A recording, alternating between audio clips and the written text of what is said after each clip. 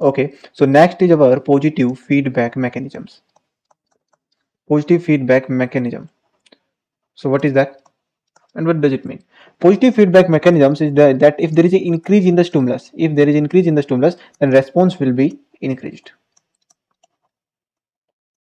So let's first talk about the examples here, then we'll explain the examples. So remember the claps, CLAPS, claps. So first example is C means clotting, then second L means LH, surge,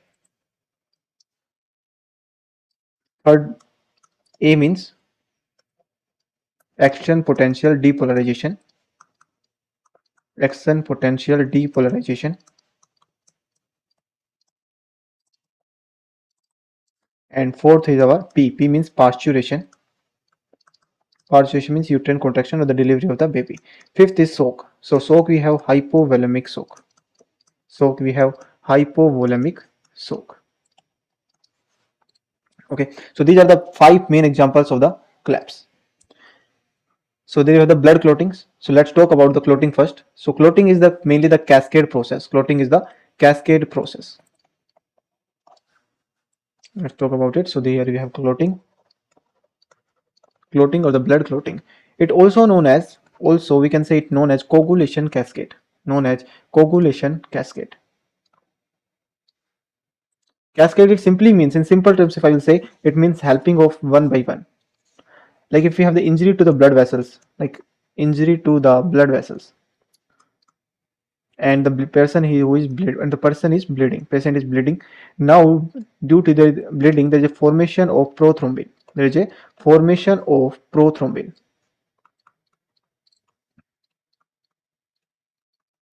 Formation of prothrombin activator will be there. Then that prothrombin, they convert the this prothrombin activator, it convert the prothrombin to the thrombin. Prothrombin to thrombin.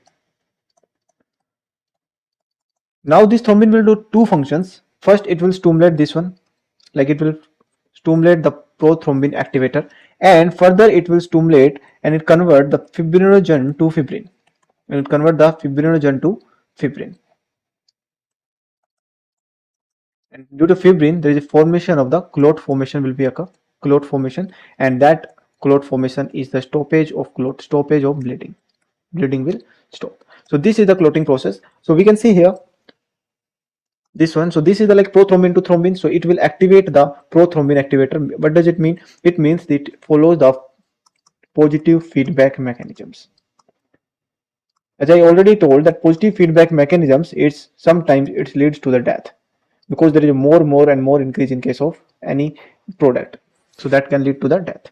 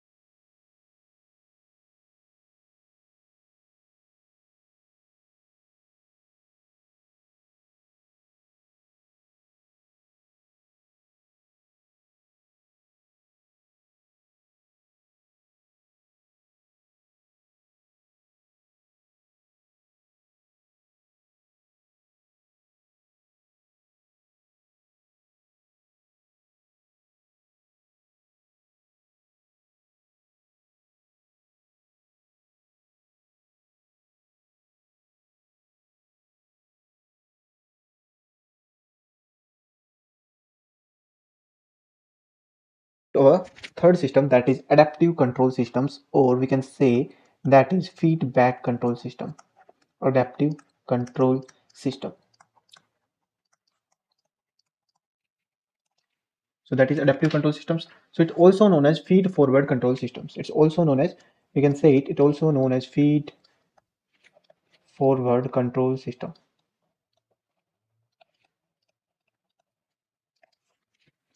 It is basically delayed negative feedback mechanisms.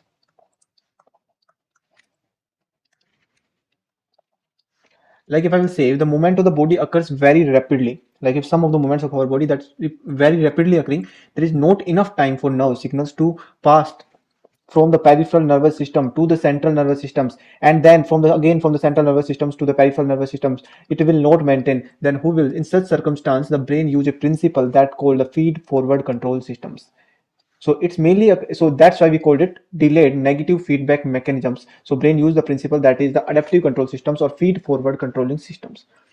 So in this we don't use, no, there is no stimulation required, no stimulus required. So that, because that use principles, it's not a like feedback mechanism we can say, but that is delayed and use the principle that is feed forward control system. Okay, so what is the example here? It's mainly occur in the nervous system, mainly occurs in nervous system.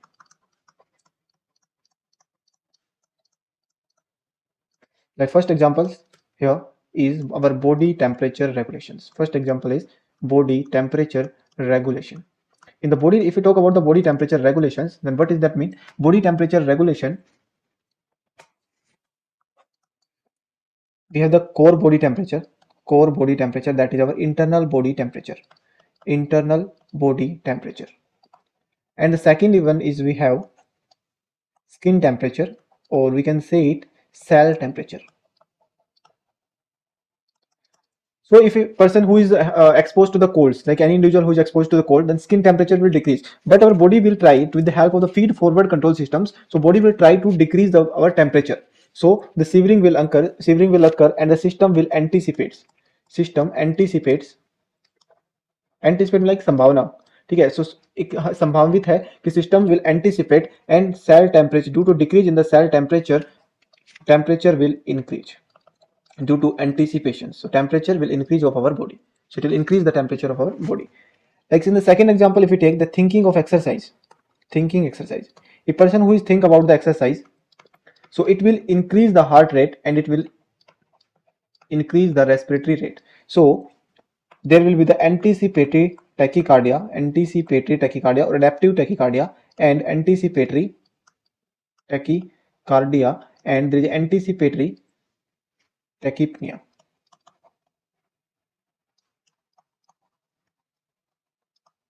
So this is the main example of feed forward control systems. So feed forward control system, what we have, or we can say adaptive control system. So adaptive control systems, its main things we need to remember, that is the delayed negative feedback mechanisms. Like if in some case, I will again repeat this one, if movement of body occurs very rapidly, then there is not enough time for nerve signal to pass to go from the peripheral nervous system to the central nervous system, because movements are occurring very rapidly. So that's, we don't have that enough time to reach to the central nervous system, then come again and give the signals. So our body will use the feed forward control systems, and in the feed forward control system there is no stimulus required. It mainly occurs in the nervous system. So it mainly occurs in the nervous system, and there is a body temperature regulation. The first is body temperature regulation, we can say there is a core body temperature or skin temperature, that is the main example. Then second example is thinking of exercise, so it results in the anticipatory tachycardia or anticipatory tachypnea. Third example, cerebellum motor functions. Cerebellum in motor coordinations. As I told, that if there is increase in the movement, rapid movement, so cerebellum will come into the role. So remember about the cerebellum, it always thinks about futures. Always thinks about future, and will give the corrective measures to our muscles. So it will give the corrective measures to our muscles, and it anticipates the changes and prevent the pre-damage.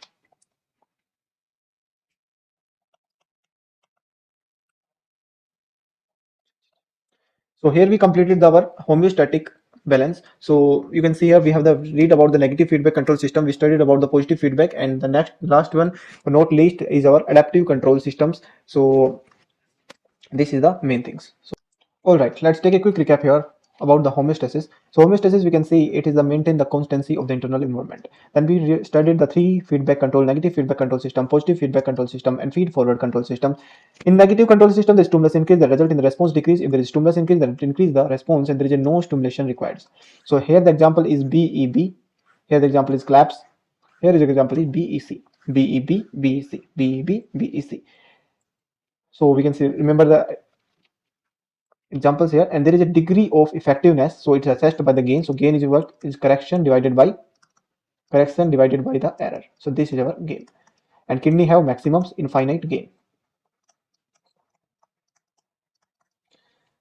So this is our complete homeostasis. So you can check this diagram, this table on my Instagram @medicmukul, and you can follow me on there. And also please don't forget to like, share, and subscribe. I hope this video help you to gain about the topic homeostasis and learn